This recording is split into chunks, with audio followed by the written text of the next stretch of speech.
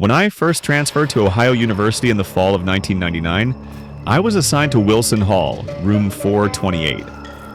I didn't know much about the place except that it was centrally located and affordable.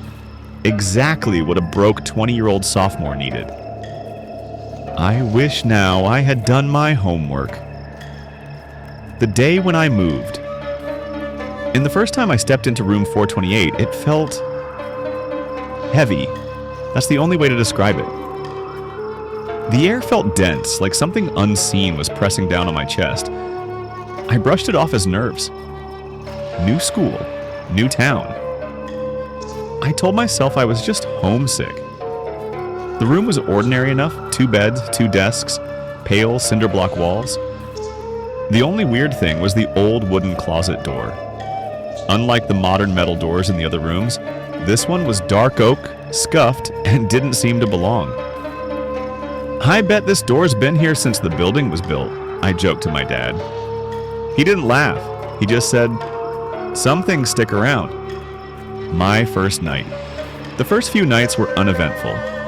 My roommate Josh was a night owl, so he stayed up playing video games or went out drinking while I tried to sleep early. One night around 2:45 a.m., I woke up cold. Freezing. My breath was fogging in front of me.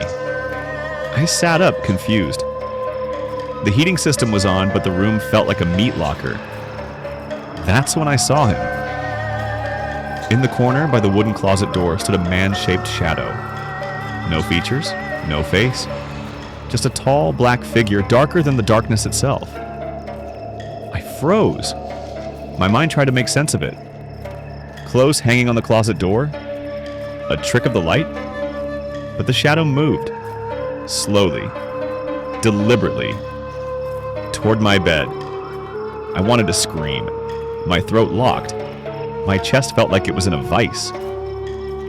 Just as the shadow reached the foot of my bed, Josh burst through the door, laughing loudly with some friends. The shadow vanished like smoke. Over the next 2 weeks, things worsened. The closet door would creak open by itself at exactly 3:03 a.m. My alarm clock reset to 3:03 every night, no matter how many times I fixed it. Books flew off my desk, not fell, flew. Josh was skeptical at first. "Dude, it's just an old building," he'd say. That changed the night he woke up screaming. "I saw it," he gasped. In the mirror, behind me, watching. After that, he refused to sleep in the room. He started crashing on friends' couches. Word got around fast. Wilson Hall had a reputation. Students whispered about deaths, rituals, and hauntings. Desperate, I contacted a local medium, Maria Ruiz, who had done spirit clearings before. When Maria stepped into room 428, she went pale. "There's something ancient here," she whispered. "Older than this building. It's attached to that door." She pointed to the closet.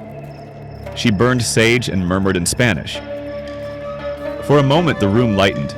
Then suddenly, bang! The closet door slammed shut so hard it cracked. Maria gasped and clutched her throat. "It doesn't want to leave," she choked out. "You need to get out, now." And here comes the final night. That evening, I packed a bag and planned to sleep in the student lounge. But curiosity, stupid, foolish curiosity, got the better of me. I set up my video camera facing the closet. I wanted proof.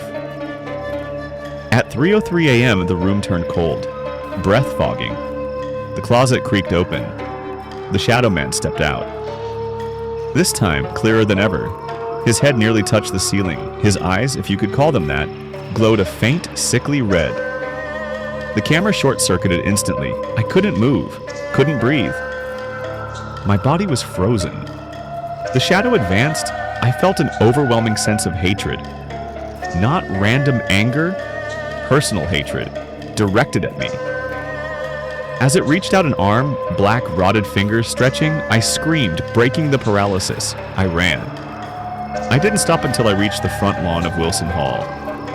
The next morning, campus maintenance found room 428's closet door completely splintered, as if something had burst out from inside.